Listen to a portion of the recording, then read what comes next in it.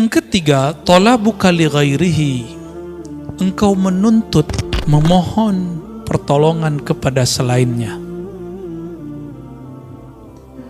Perlu digarisbawahi, tawassul bukanlah memohon kepada selain Allah. Tawassul itu hanya meminta kepada Allah.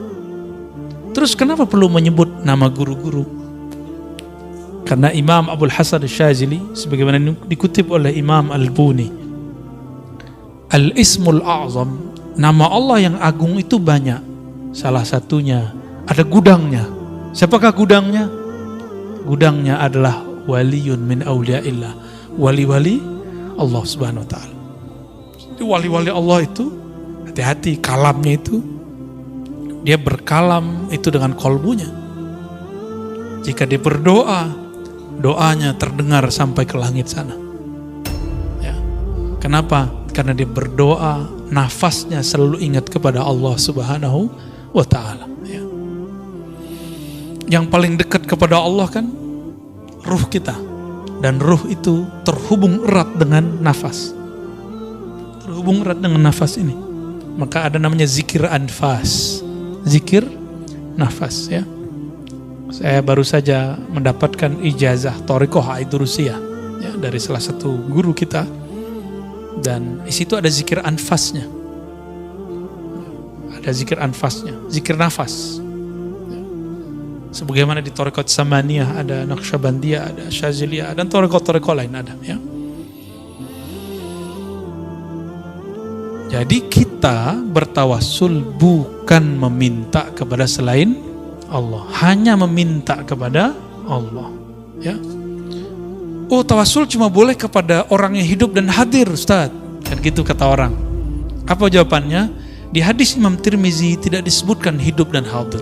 Nabi cuma mengajarkan, Allahumma inni atawajjahu bika, inni atawajjahu ilaika binabiyyika nabiyyir rahmah ya Muhammad, inni atawajjahu bika ila rabbi fashfa' fiyya, atau fashfa' faqdi hajatinya. Ya Allah, aku memohon kepada Engkau dengan kemuliaan Nabimu, Nabi Rahmah. Wahai Nabi Muhammad sallallahu alaihi wasallam, aku bertawassul kepadamu, berwasilah, bermediasi denganmu dalam memohon kepada Allah. Mohonnya ke siapa? Ke Allah.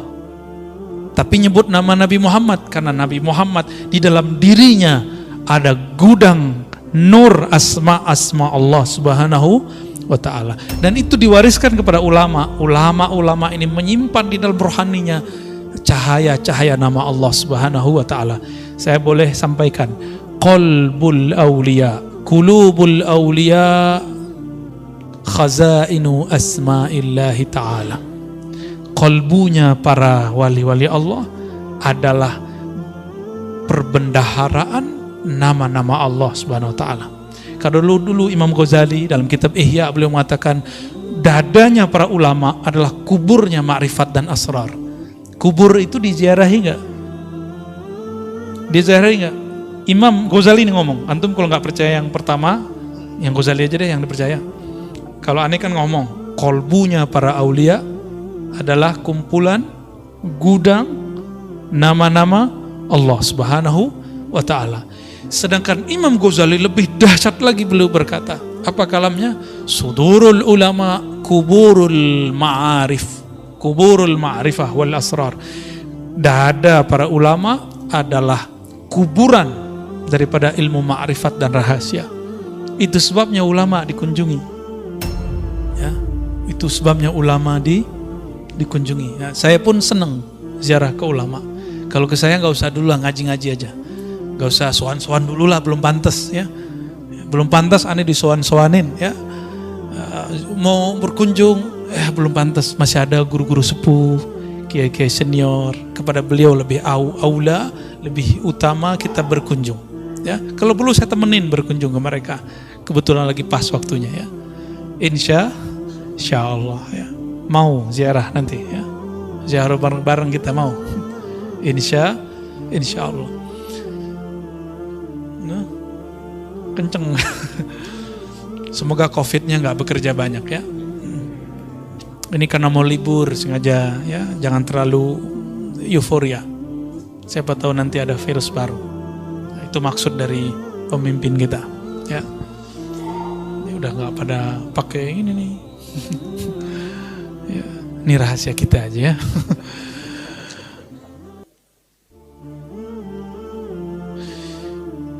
Engkau memohon kepada selainnya liqillati hayaika minhu, karena engkau tidak tahu malu.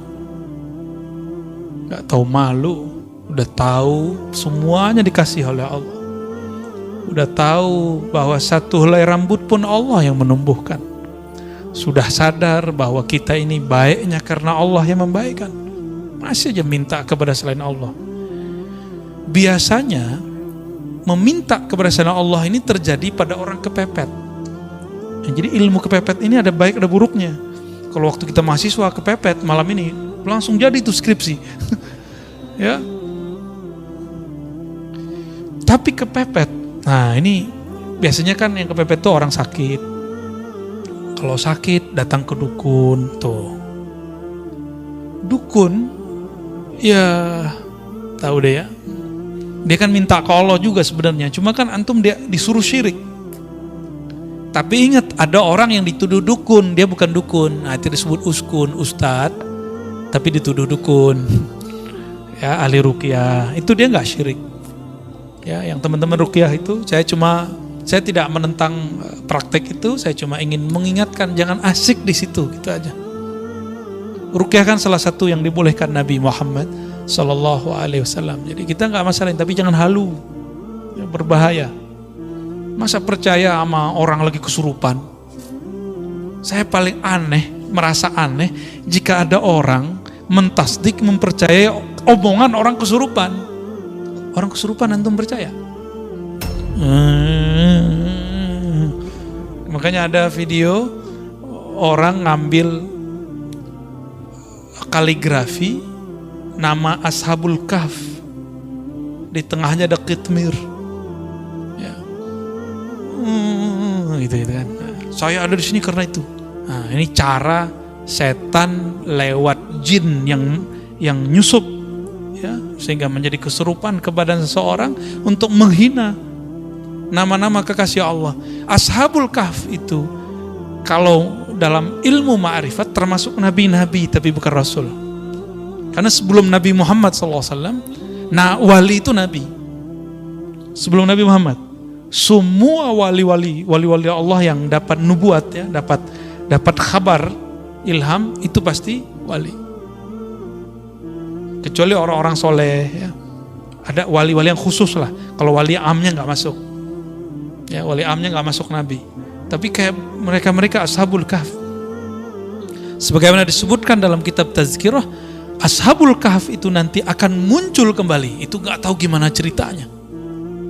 Akan muncul kembali nanti di saat Nabi Isa berjuang melawan Ya'juj dan Ma'juj. Nanti keluar lagi, Pak. Berarti dia lagi tidur lagi sekarang. Wallahu a'lam. Ya, hanya Allah yang tahu nasib mereka hari ini. Saya pernah ke tempat yang disebut Gua Kahfi yang ada di Yordan. Besar kemungkinan memang di sana. Ya, kita ditutup oleh Allah, kita nggak bisa ngelihat di belakang rahasianya apa, kita nggak tahu, ya. Tapi kalau berdasarkan riwayat yang ada, mereka muncul lagi. Taib. Ada kepepet kedua, orang yang sudah mentok biasanya jabatannya, posisinya. Biasanya nih pejabat-pejabat nih, hati-hati, ya. Pejabat-pejabat nggak tahu, kelas menteri mungkinnya dia ada. Cari backup ke siapa? Ya, direktur yang sudah kesohor tuh, ya, udah mentok dia, udah bingung. Nah, cari backup, mau cari backup ulama, terjebaknya kepada dukun yang berbaju ulama. Ada ulama dituduh dukun, nggak dideketin. Ada dukun berbaju ulama dideketin. Oh, ini banyak terjadi, ya, udah banyak. Saya agak sedih melihat fenomena ini, ya. Kalau mereka menghebat, mereka aja jadi direkturnya. Mereka aja jadi orang hebat. Kenapa mereka kemudian kita mintai? Jangan marah, ya. Yang praktek jangan marah. Ya kita harus edukasi masyarakat lah.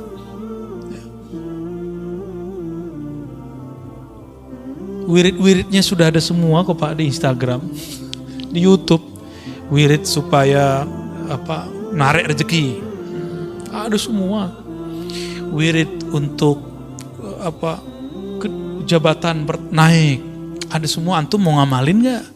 Ya, itu aja sebenarnya. Tapi ada cara paling ringkes. Puasa Daud, sedekah, udah beres. Karena sebaik-baik karir Nabi Daud. Nabi Daud itu karirnya terbaik. Apa rahasianya?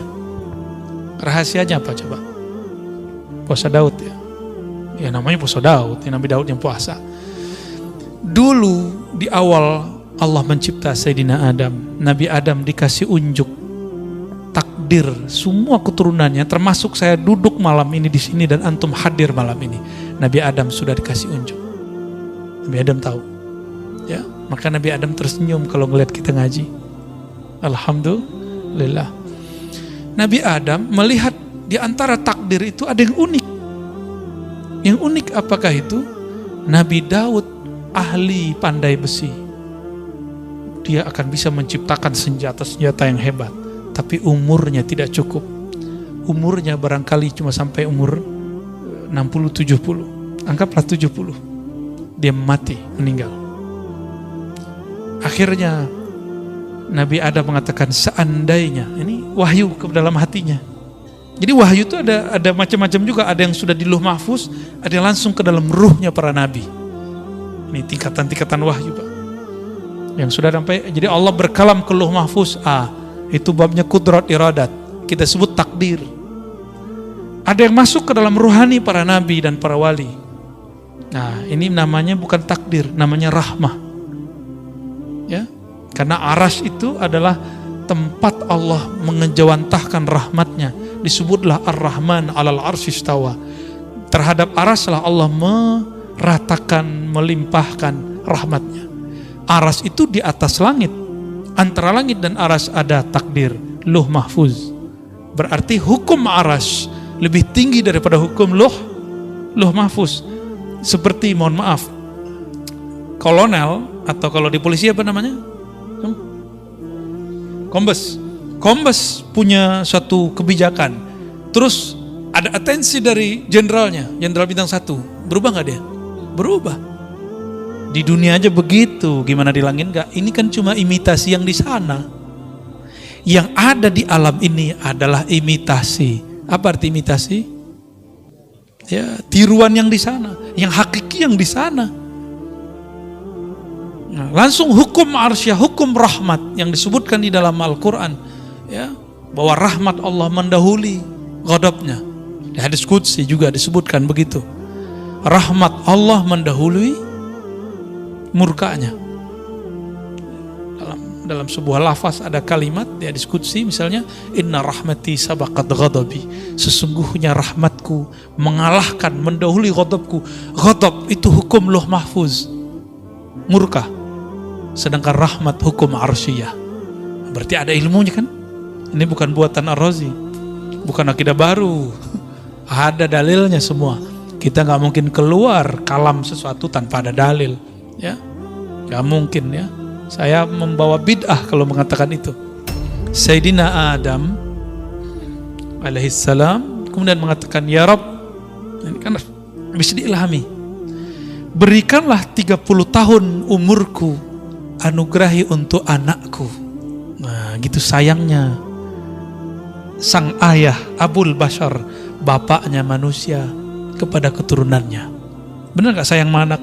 Kita ngeliat anak kita sakit, apa kita ngomong, ya Allah, kalau kau mau ambil saya aja. Kira-kira begitu. Ya, ini kok ada ya orang ngomong, ya, terhadap orang yang pernah belajar sama dia, ente murtad, ente kafir, kan aneh kan? Kan nggak pantas begitu. Berarti dia nggak pernah merasa jadi guru yang sebenar-benarnya, karena guru yang ada mengayomi, mendoakan kebaikan, bukan memvonis.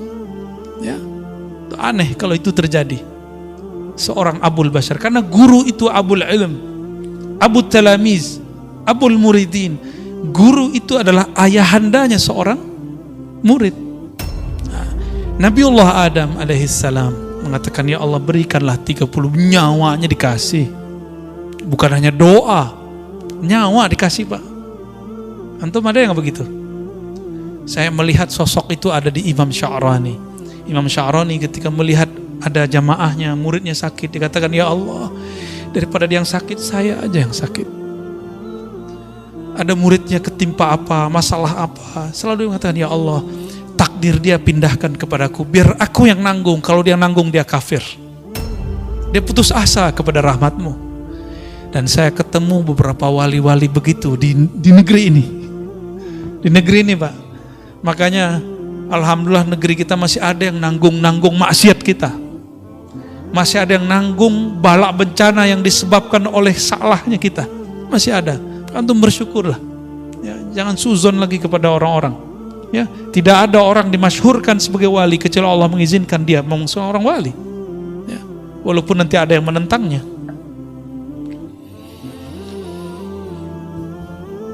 Akhirnya Sayyidina Adam, takdir rahmah mengalahkan takdir kudrat iradat.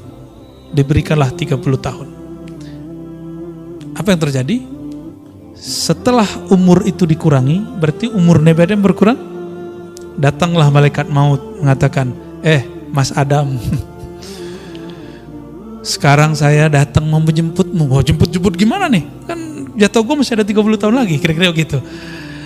Loh, kan bukannya dikasih sama anakmu, udah dipindahin, di Lauh Mahfuz sudah diganti. Oh, nggak bisa, saya lupa, nggak ada saya ngomong begitu. Itulah awal nisyan, ya, waqa ala Sayyidina Adam. Awal kelupaan terjadi pada Nabi Adam. Atas dasar itulah kata Nabi Muhammad SAW, keturunan Nabi Adam pasti akan lupa. Lupa sama Allah, lupa sama Rasulullah, lupa sama anak bini ya. Lupa, emang dari sono. Mau gimana lagi? Hukum rahmah terjadi lagi. Nabi Adam ini kan posisinya lebih tinggi dari malaikat maut. Ya Allah, saya lupa. Menurut saya masih ada 30 tahun lagi. Ya udah, 30 tahun lagi Nabi Adam hidup. Malaikat maut pensiun dini. Diundur. Ya udah, gua ngalah deh. Mundur malaikat maut. Ya, lucu juga Pak. Jadi ada semacam negosiasi juga di alam sana. Ya, menarik nggak cerita begitu? Dongeng apa lagi nih Arazi? Hadisnya sahih kok. Cuma saya ceritakan dengan bahasa kita malam ini. Itu aja bedanya. Ya. Terus Nabi Daud. Ini yang jarang diceritakan. Kenapa kemudian Nabi Daud puasanya sehari puasa, sehari tidak? Itu asrarnya ada rahasianya. Untuk menebus hukum rahmah itu, as-saumu li, puasa itu milikku. Milikku ini hukum rahmah. Maka cara Sayyidina Daud untuk berterima kasih kepada Allah, berterima kasih kepada Nabi Adam, dia berpuasa, puasa Daud. Jadi antum kalau mau ada yang diniatkan ya untuk memperpanjang sesuatu, ini kita buka nyari rahasianya ya. Ingin mendapatkan sesuatu ya sifatnya duniawi atau ukhrawi, bahkan makom kewalian, puasa Daud. Ya, tapi niatnya saya sarankan supaya nggak kena kitab ini. Ya Allah, aku niat puasa Daud karena Engkau saja. Kalau jabatanku dinaikin ya alhamdulillah, rezekiku dilancarin ya alhamdulillah. Yang penting aku karena Engkau. Jika nanti antum puasa Daud rezekinya nggak nambah, jangan berhenti puasa Daudnya. Karena kita puasa bukan karena rezeki, kita puasa karena Razzaq, bukan rezekinya. Kita bukan penyembah rezeki, kita penyembah Allahur Razzaq. Jabatan kita malah kemudian turun. Kata Ustadz ini katanya bisa bikin naik, malah gak naik-naik, malah jatuh tat. Berarti ada rahasia lain. Rezeki kita gak kemana-mana. Banyak orang yang diturunkan jabatannya. Kalau dia husnuzon, tunggu lahazat, beberapa saat saja, sebulan 2 bulan bahkan tidak lama, Allah carikan ganti yang lebih indah. Selalu begitu. Akhirnya Sayyidina Daud seumur hidupnya dia berpuasa. Berpuasa sehari, puasa besok tidak, untuk kompensasi hukum rahmah. Ya, hukum rahmah, hukum kasih sayang. Ya, supaya tanda terima kasihnya nyambung kepada Allah SWT. Ya, sudah pernah dengar masalah ini sebelumnya? Ya, udah kali ya. Bentar ini dituduh bid'ah lagi.